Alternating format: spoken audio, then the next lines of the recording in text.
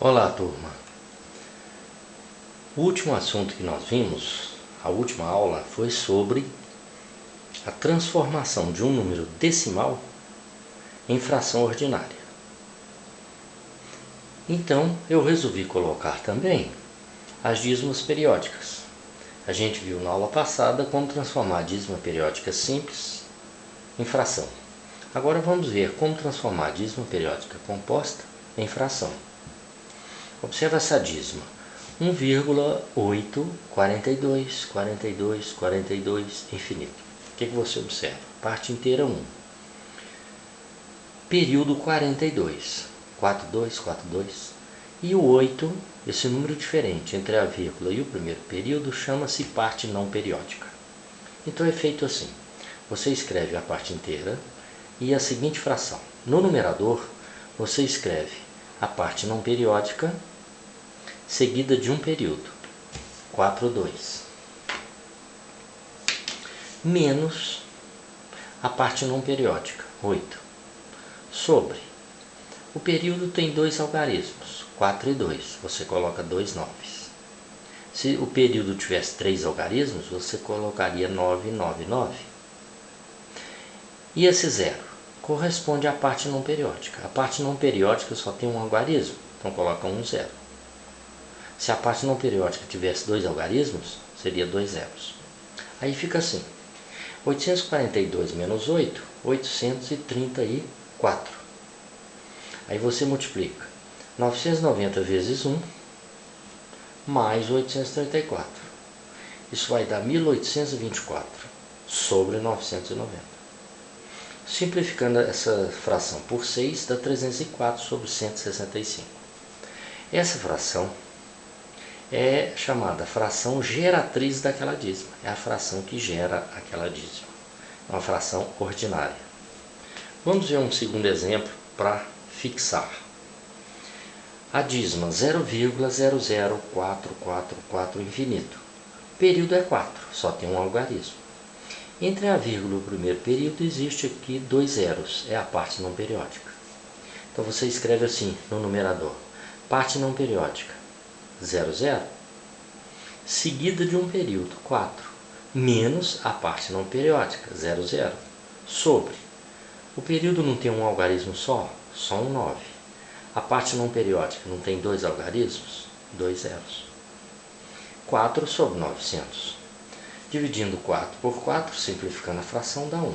900 por 4 dá 225.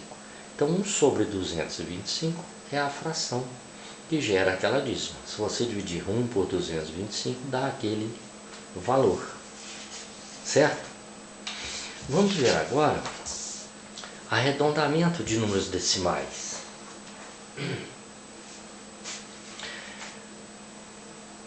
Qual a finalidade? Ele tem a finalidade de reduzir números que têm infinitas casas decimais a poucas casas, sem que seu valor fique muito modificado, certo? Sem que o seu valor fique muito modificado. O objetivo, então, do arredondamento é reduzir números que têm infinitas casas decimais a algumas casas, mas de maneira que o número reduzido não fique muito alterado em relação ao número original. A regra é a seguinte, uma regra bem simples: arredondamento para n casas decimais, 2 casas decimais, 3 casas decimais, etc. Você tem que observar, por exemplo, se eu quero 3 casas decimais, 3 mais 1, 4, você tem que observar a quarta casa. Se eu quero 6 casas decimais no resultado, você tem que observar 6 mais 1, a sétima casa. Então veja bem, se a casa n mais 1 é maior ou igual a 5, deve-se acrescentar 1 à enésima casa. Como assim? Por exemplo, eu quero arredondar para 3 casas decimais. Eu observo a casa 3 mais 1, a quarta casa. Se a quarta casa for igual ou maior que 5, eu acrescento 1 à enésima casa. Quem é a enésima casa? Eu não queria 3 casas, eu vou acrescentar na terceira casa. E se o n mais 1 for menor que 5, deve-se conservar aqui não é nada não, viu? Deve-se conservar a enésima casa. Deve-se conservar. Veja os exemplos. Arredondar com duas casas decimais o número 796724 infinito. É um número irracional. Veja a solução. Eu quero quantas casas? Duas casas. Então a casa que eu devo observar é a terceira. Então olha lá, 7967, paro aqui. A terceira casa é 7, ou seja, ela é maior que 5, não é? Então o que você faz? Acrescenta uma unidade na segunda casa. Resposta 7,97. Tá claro? Então, repetindo, eu quero duas casas decimais, arredondar com duas casas só. Escrever esse número com duas casas. E não é simplesmente tirar as outras. Eu observo a terceira casa. A terceira casa é maior que 5, então eu acrescento 1 na segunda casa, 7,97. Letra B. Fazer o arredondamento de π 3,141592 infinito com 4 casas decimais. Então eu vou escrever 1, 2, 3, 4. Eu vou escrever até a quinta casa. Olha lá.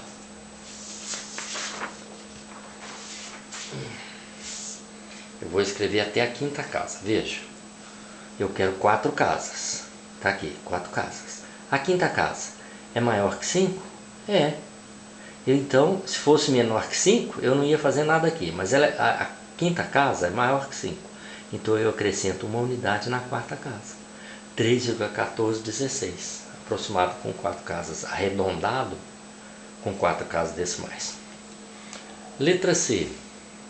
Escrever logaritmo de 2016 na base 10, logaritmo decimal de 2016, que é aproximadamente esse número aqui, infinito, com 4 casas decimais. Como que eu faço? Eu quero 4 casas. Então vou escrever essa e escrever a quinta. Então vamos lá, olha bem. Eu vou escrever, como eu quero 4 casas decimais, arredondar para 4 casas, eu vou escrever até a quinta casa. Igual no exemplo de cima, a quinta casa é maior que 5, não é? Então eu acrescento uma unidade aqui. Quanto? 3,3045. Está arredondada 4 casas decimais. Letra D. O mesmo número com 5 casas agora. Então eu vou escrever 1, 2, 3, 4, 5, 6. Eu vou até aqui, certo? Até o 0. Veja aí. Até o 0. Porque eu quero com 5 casas. 1, 2, 3, 4, 5. 0. 0 é menor que 5. Conclusão, se é menor que 5, eu não devo acrescentar nada na quinta casa. Então eu simplesmente tiro o 0. E o número com 5 casas decimais arredondadas fica 3,30449. A quinta casa inalterada. Observação. As dízimas periódicas, vou colocar um pouquinho assim, né, para baixo. As dízimas periódicas, a não ser que o problema exija, não precisam ser arredondadas. Por quê? Sendo números racionais, podem ser expressas em fração ordinária. Veja o exemplo. A não ser que o problema peça, não é?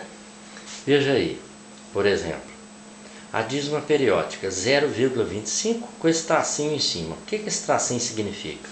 Que o período é 25, 25. O número que vai repetir infinitamente é 25. Isso ou isso. A representação.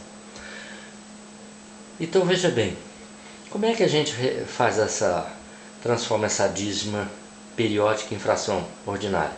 Escreve um período no numerador, 25. E embaixo, como o período tem 2 algarismos, eu escrevo 99. Pronto, está aí a fração. Tá certo? Por isso que não é necessário o quê? Arredondar aquele número. Letra B. A dízima periódica 1,07777 ou 1,07 com tracinho em cima do 7 só. Por quê? Porque o período é 7. Essa dízima transformada vai dar 97 sobre 90. Certo? Então é isso aí. Mais alguma coisa importante sobre os números decimais que você aprendeu na aula de hoje. Aquele arredondamento é muito importante, né? Saber fazer. Mas é bem simples. Então é isso, até a próxima, pessoal.